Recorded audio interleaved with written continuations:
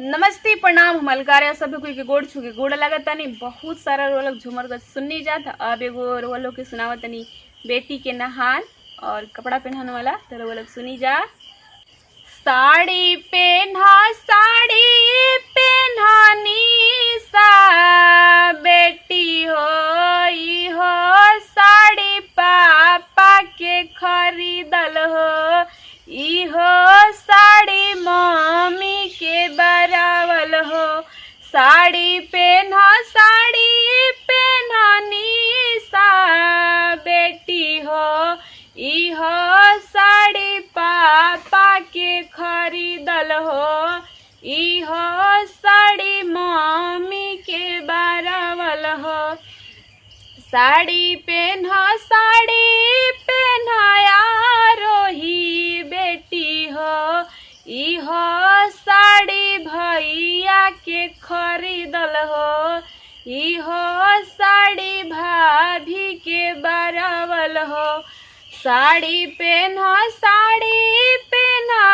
रतिया बेटी हो साड़ी मौसा के खरीदल हो साड़ी मौसी के बरावल हो साड़ी मौसा के खरीदल हो साड़ी मौसी के बरावल हो।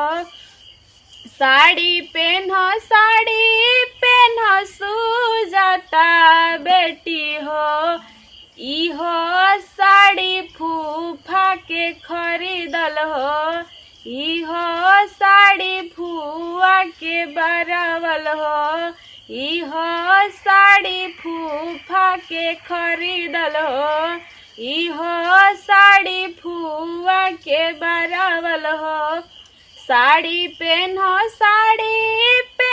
रूपा बेटी हो साड़ी जीजा के खरीदल हो साड़ी दीदी के बरावल हो साड़ी जीजा के खरीदल हो साड़ी दीदी के बरावल हो साड़ी दीदी के बरावल हो साड़ी दीदी के बरावल हो साड़ी दीदी के बरावल हो।